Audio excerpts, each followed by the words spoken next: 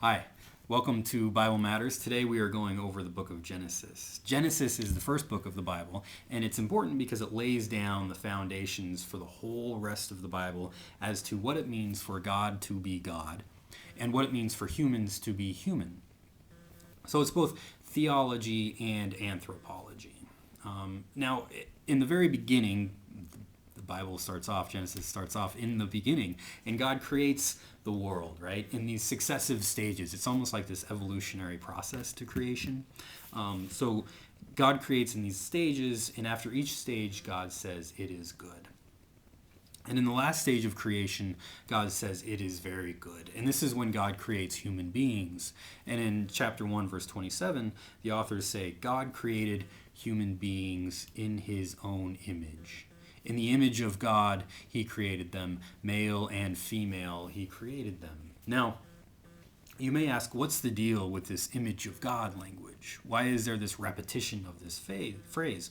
Well, in these cultures, in these other cultures, image of God was a title given to rulers of the world. So kings and pharaohs and emperors were said to be in the image of a god. And these rulers kind of act out what it means for that God to be that God. And what the author of Genesis is saying is this image of God is universal. It's not just for rulers, it's for everyone.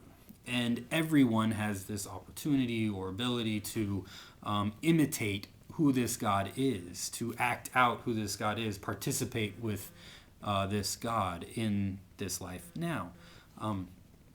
And we're already given hints as to who this God is, creates the world with goodness, very good. And in the second chapter, you have the story of the first human beings, Adam and Eve. Adam, a name that means human being. And so this is kind of a general story of what it means to be human. Adam is created and participates within the goodness of the world by naming creatures and plants and whatnot. And so then it's seen that Adam doesn't have a good complement to whom Adam is.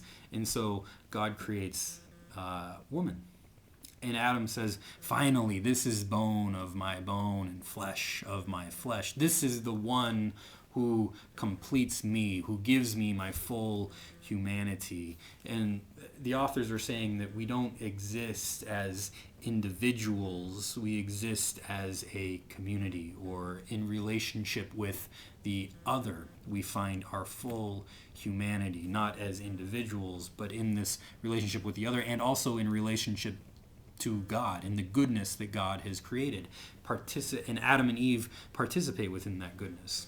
They're naked before one another, right? And they honor one another. They're not ashamed of the nakedness of one another. And nakedness implies so much more than physically naked in the Hebrew. It implies spiritually naked, physically naked, intellectually naked, mentally naked, emotionally naked. Every aspect of whom Adam is, he gives to Eve, and Eve gives every aspect of who Eve is to Adam, and they honor one another. They're naked before one another. And they participate within the goodness of creation. Now, there's something within the culture of Eden that says something different, that says all of that is a lie. The serpent says, in order to know what is truly good, you have to know what is evil. And so go eat from the tree of the knowledge of good and evil. Well, Eve says, we can't do that because God says on the day that we eat it, we'll surely die. And the serpent says, you're not going to die. That's a lie. And so they begin to doubt everything that God has told them. And so they go and they eat. And they don't die physically, but they die to this consciousness that they had that the world is good. They died to this God consciousness that they had, that the world is created in this goodness. And so they begin to doubt God. They begin to doubt in the goodness of one another, in the goodness of creation. And we do this today.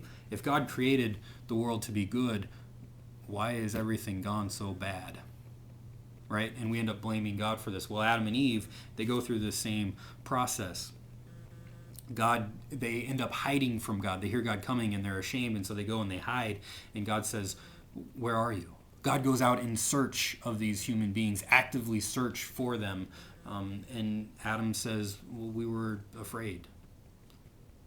We were ashamed. We were naked. And God says, why? Why? I've given you all of this goodness. Why? This is all good. And they say, well, they end up blaming one another for eating the apple. And Adam says, she made me do it. The one that you created, God, she made me do it. And so Adam blames Eve and also blames God for creating Eve. And after this, we all have this doubt, this veil over our eyes that God is good. And so I think what the story is trying to get at, you have this idea that God casts out the human beings. Does God really cast out the human beings, or do we cast God out? I think this is the question that's being asked. Human beings have this understanding, we all have this understanding that somehow God might not be as good as God says God is. And so we think that God casts us out of the garden. Really, we cast God out. And we don't live in the garden anymore, and so we have to blame someone, so we blame God. And this is a complete misunderstanding of who God is. God says participate within the goodness. Now, we don't. There are a lot of bad things that happen in the world. Is God responsible for them? I think the story is saying no, that we are. And what we need is to put on a different lens. What we need is this God-conscious lens to view the world through, the goodness of the world. So how do we get out of this trap of the lens of the serpent, the lie of the serpent? Well, we get caught in these conflicts. In order for Adam and Eve to move on, they have to forgive one another. In order for Jacob and Esau to move on, Jacob, who steals his brother Esau's inheritance, Esau says, I'm going to kill you for doing this. And they meet years later, and Esau ends up forgiving Jacob for doing this. And Jacob says, here is God. In your face, I see God. And it's in this act of forgiveness where Jacob sees God. Joseph and his brothers. Joseph tells his brothers of his own goodness, and his brothers get jealous, and they end up faking a murder of his brother, and his brother ends up being sold in slavery in Egypt. And they end up meeting years later, and Joseph goes through this process with his brothers of forgiveness. And they end up forgiving one another, and they end up participating within the goodness of one another. And so now they are all in Egypt. And here the book ends, and we begin to pick up with the story of Exodus next time. So I think what Genesis is trying to get at is, what is the lens through which we are going to interpret the Bible? What is the lens through which we are going to interpret life in general? The goodness of God, or the lens of the serpent? That's the question. So join me next time. Bye-bye.